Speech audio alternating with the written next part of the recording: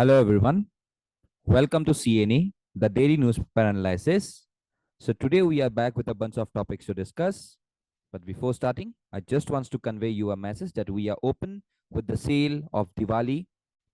So please do join our WhatsApp group as well as our Telegram groups for the further updates associated with the special discounts. Also, you could avail some of our free study materials when you are joining such groups, that is the groups associated with the WhatsApp as well as the Telegram. So you can join these groups with the link given below in the comment sections. So now let's start with today's analysis. So the first topic says about China's blocked proposals at UNSC. तो शुरू हो गया China का. तो China ये the seat that has been given to China by India once. Today China is directly giving us a sweet gesture on the 68th commemorative of 1962. तो आज हम लोग का 68 commemorative day है किस चीज का? 1962 इंडो चाइना वार का.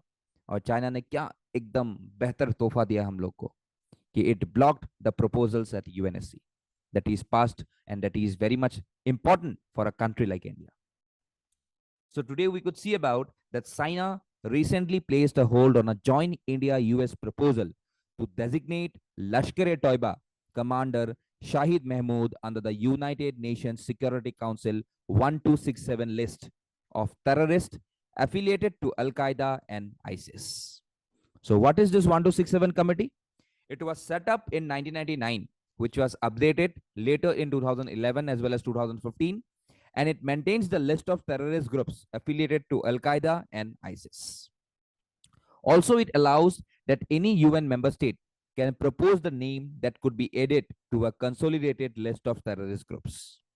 However, placing a hold by a member country prevents the name to be added on the list.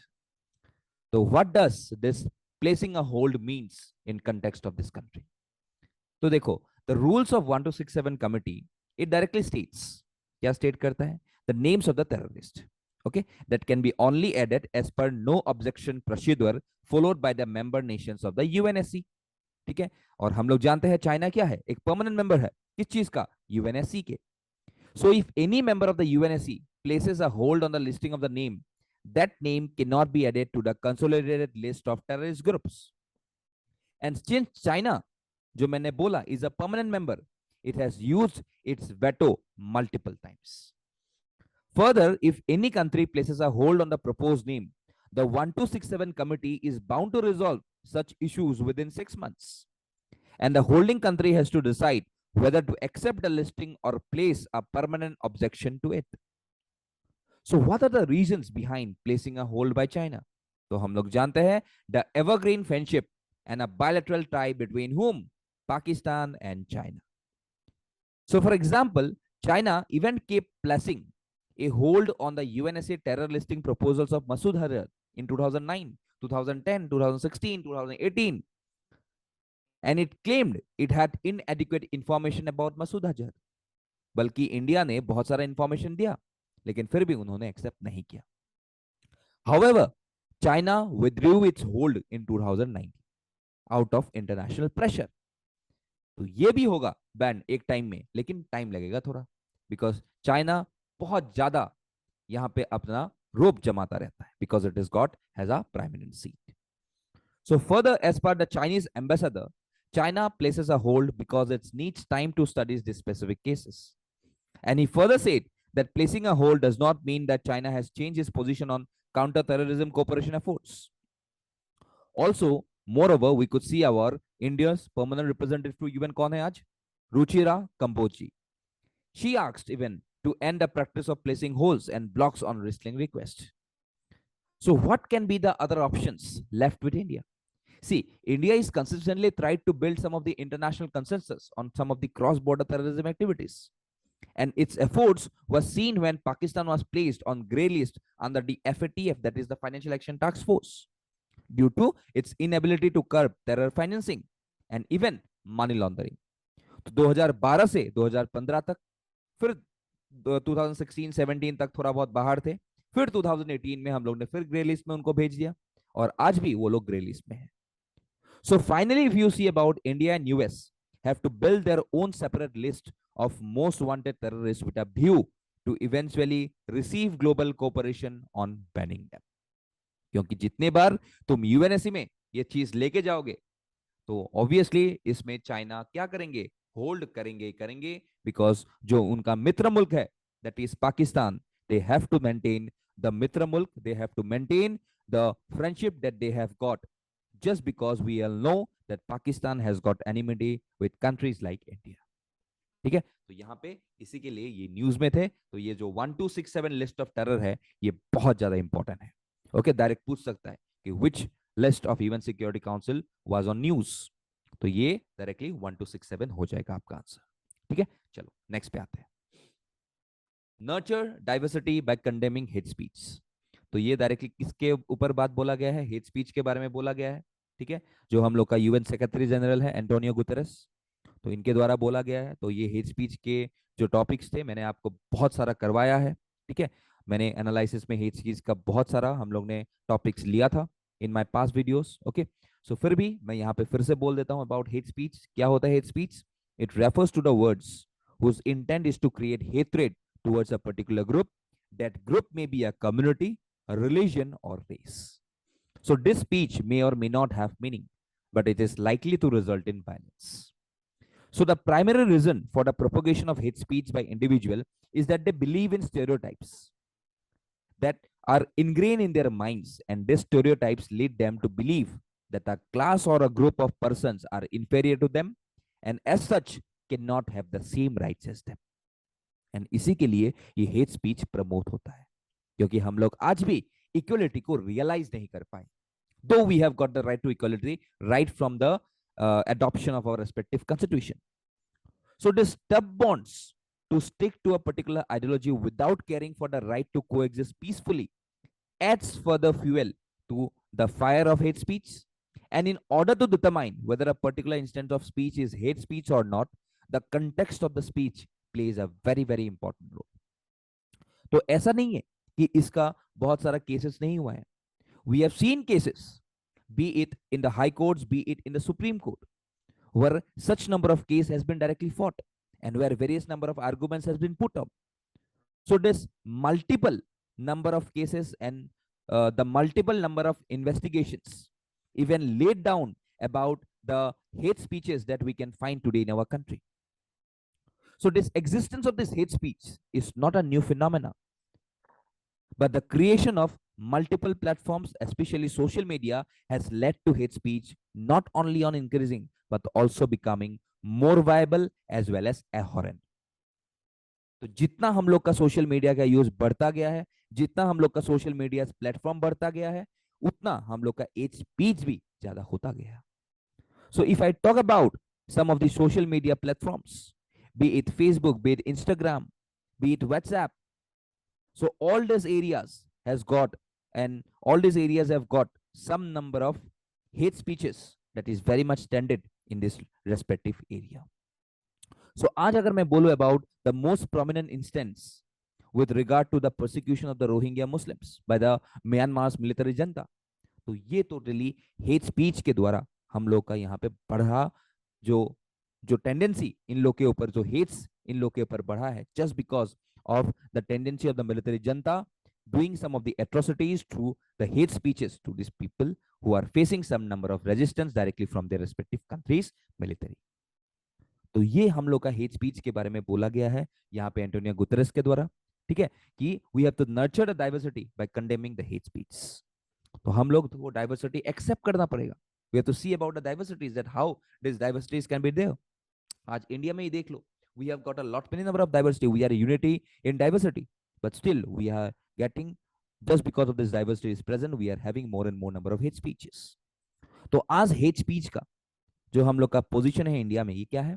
The freedom of speech and expression, which is arrended under article 19(1)(a), okay, which is basically a fundamental right, but this right is not absolute, and as such restrictions are imposed on this right under article 19 clause 2.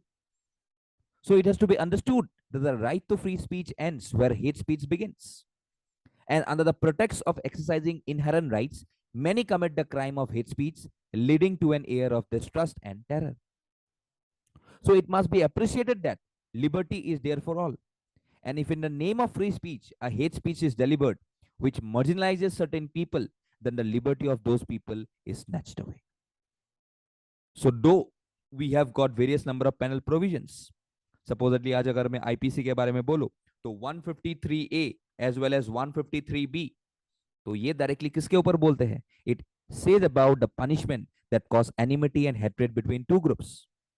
295A deals with punishing acts which deliberately or maliciously intending outrage the religious feelings of some of the persons. Section 5011 and 5052. Even the section 8 of the ROPA, that is a representation of the People's Act of 1951. It even prevents a person convicted of the illegal use of the freedom of speech from contesting an election. So in every areas today we could see about that यहाँ पे हम लोग का regulations है और यहाँ पे उन्हीं के द्वारा यही बोला गया है कि we have to accept the diversity and therefore we should directly condemn in equivocal way. Every country should condemn about the hate speeches occurring in their respective country, be it through some media, be it through the government and be it through the citizens. Equivocally सबको हम लोग को condemn करना पड़ेगा. ठीक है, तो इसी के बारे में यहाँ पे बोला गया है about the hate speech by our UN secretary general Antonio Guterres. ठीक है, चलो नेक्स्ट पे आते हैं. यहाँ पे बोला गया है अबाउट द स्वदेश दर्शन स्कीम. तो ये स्वदेश दर्शन स्कीम क्या है? So this the scheme launched to choose some of the destinations from around 15 states. Okay, so this Swadesh Darshan scheme, which is basically a central sector scheme.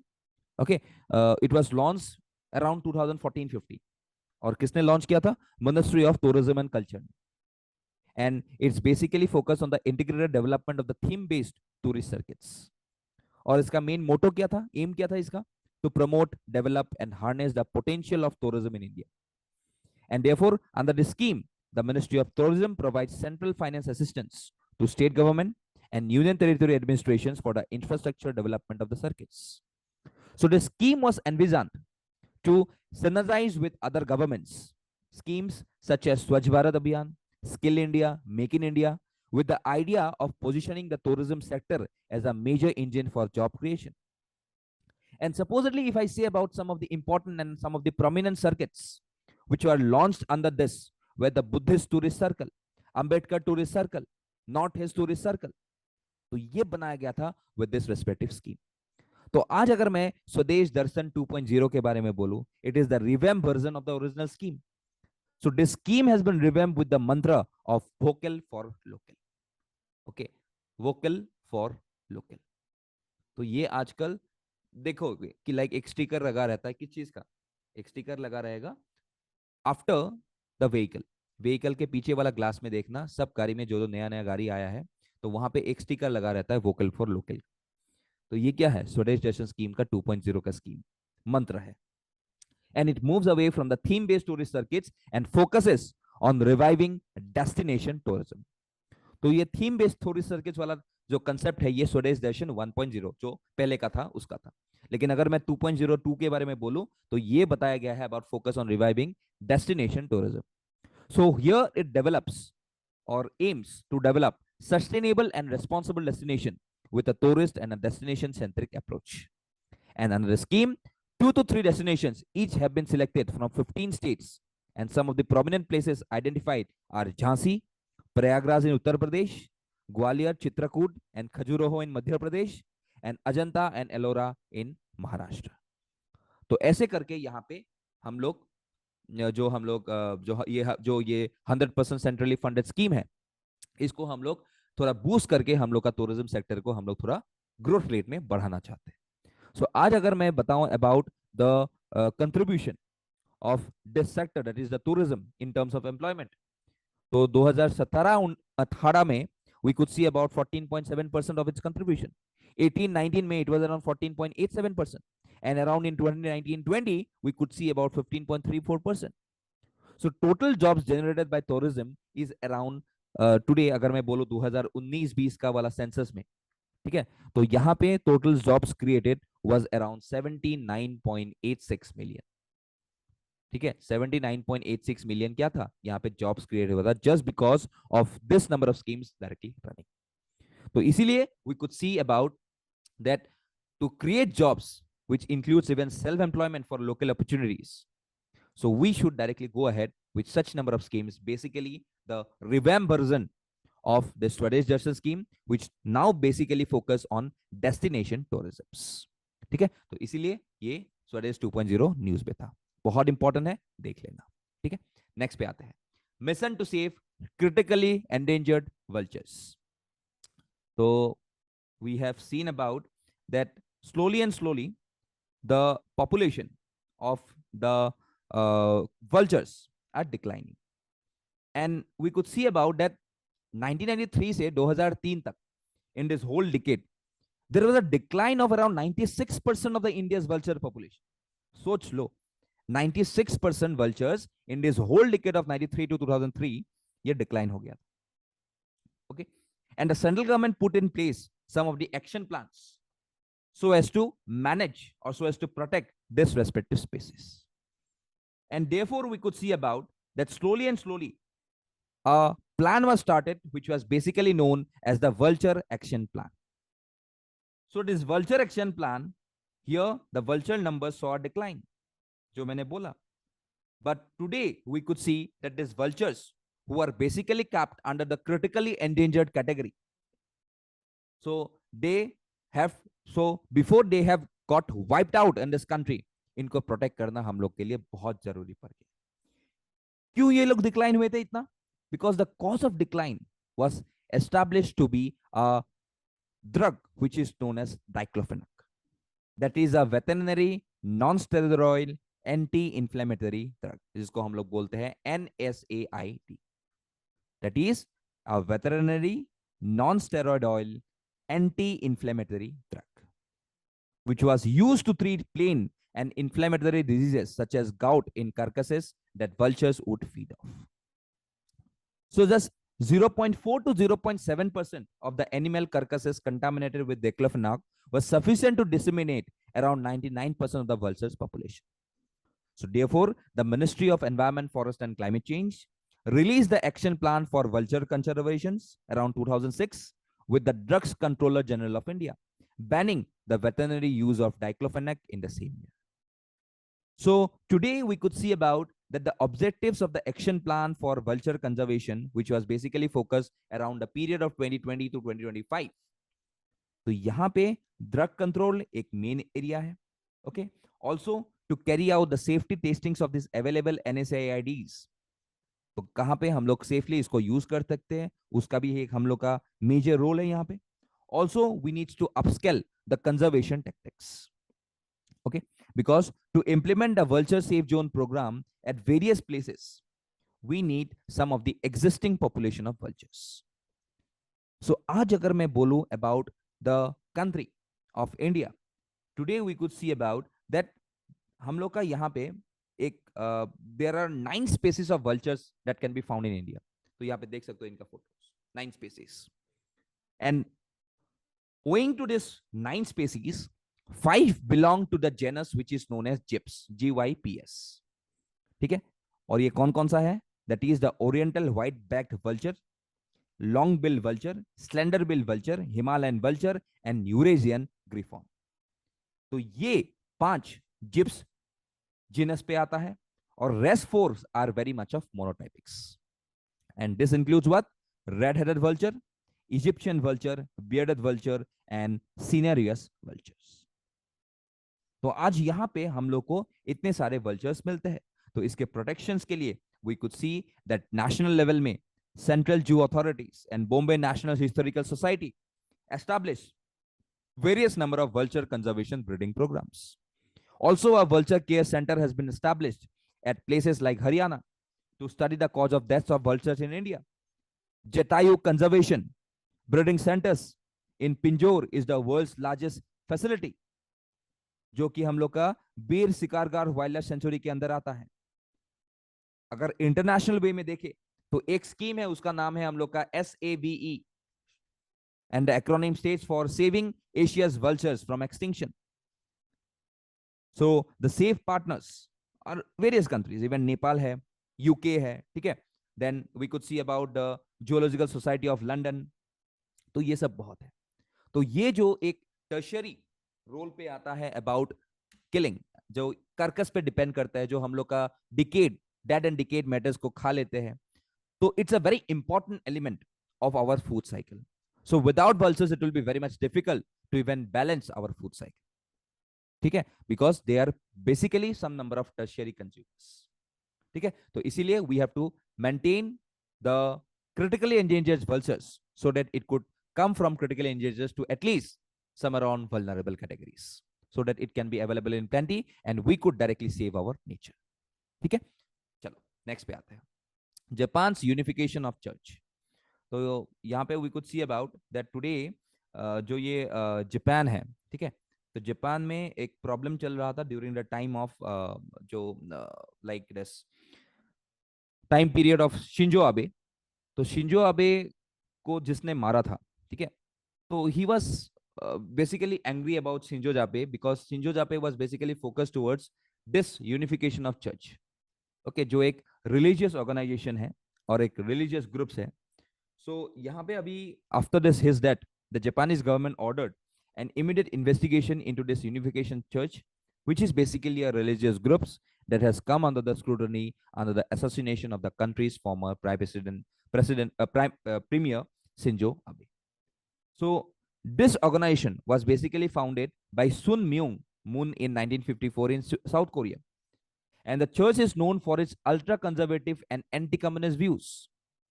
So the members of these groups were recruited in Japan through door-to-door campaigns, engaging relatives of existing members, railway station drives, and university campaigns. So the religious groups collected massive donations from a various number of ways through various number of adherence categories.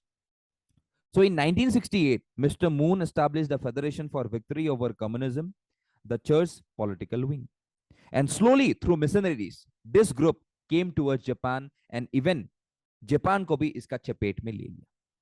And it was the main person, Shinzo Abe, promulgated such number of organization for which we can see about that जिन्होंने Japanese prime minister को मारा था, Shinzo Abe को जिसने मारा था, तो उनके माँ इस रेस्पेक्टिव ऑर्गेनाइजेशन में बहुत सारा जगह, बहुत सारा पैसा डोनेट करते थे, ठीक है।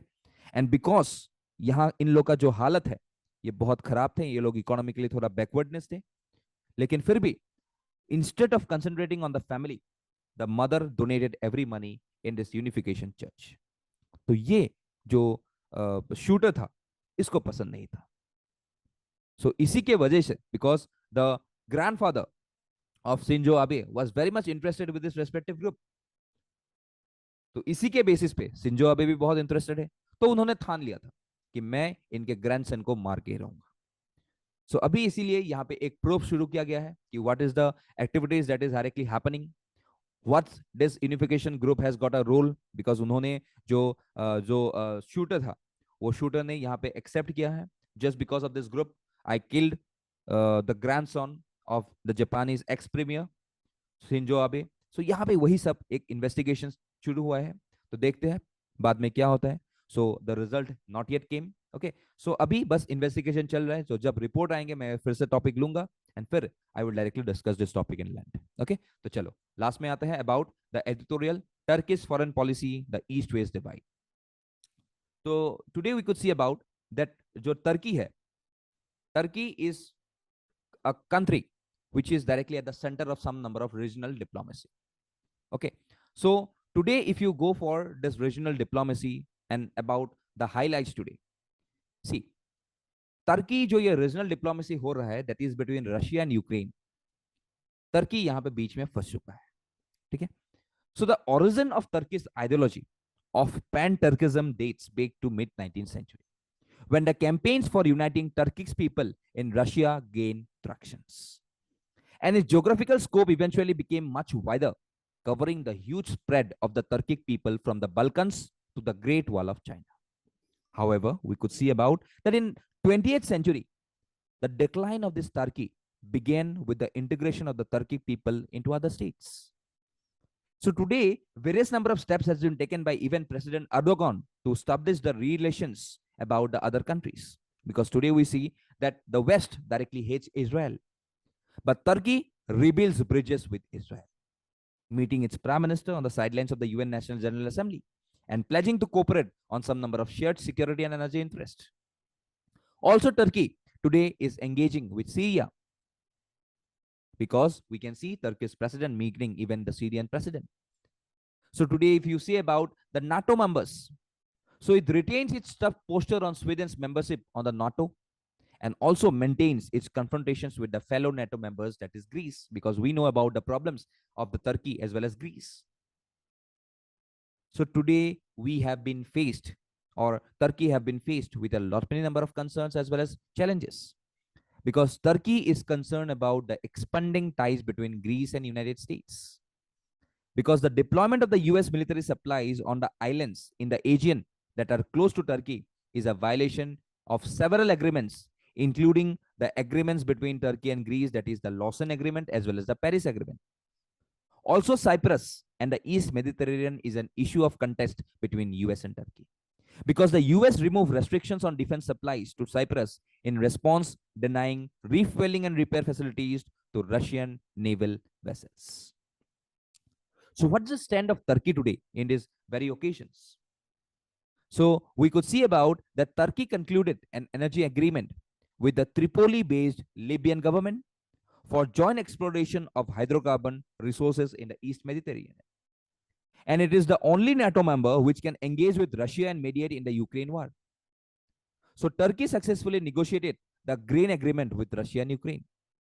लेकिन आज if I see about the differences, so Russia और Turkey का differences है with relation with countries like Armenia, Syria, Libya, इन सब में differences है.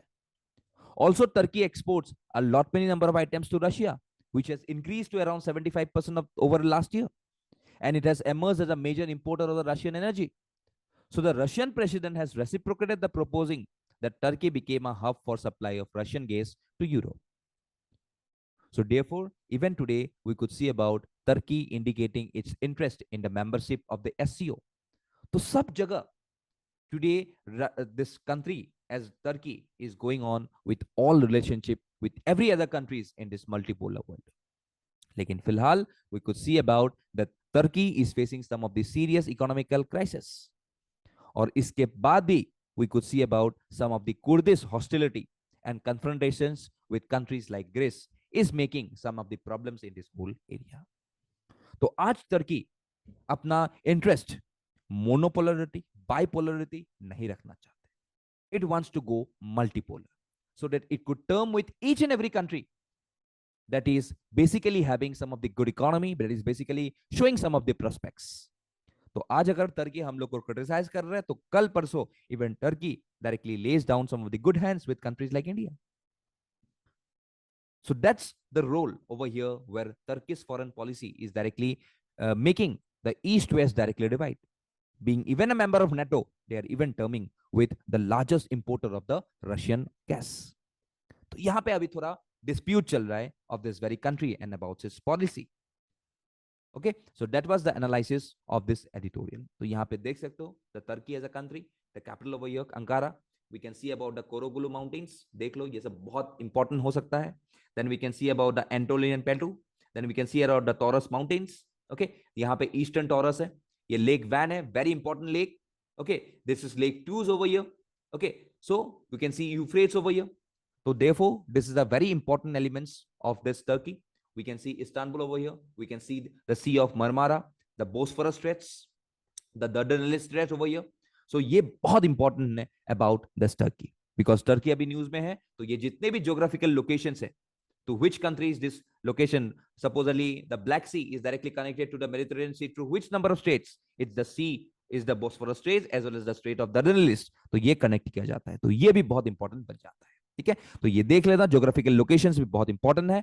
ये पीडीएफ में देख लेना, बहुत बढ़िया मैप है ये आपको समझाने के लिए कि what is the exact locations where we can find various number of geographical regions in Turkey. ठीक है, so this is all for today's alongside with the analysis. So we have got some of the 5 number of questions. Please do attempt this MCQs. You will get the MCQs You will get the answers of these MCQs in tomorrow's PDF of us. And also, if you do join our WhatsApp as well as the Telegram channel, you will get the respective answers. So that's all for today. Thank you and Jai Hind.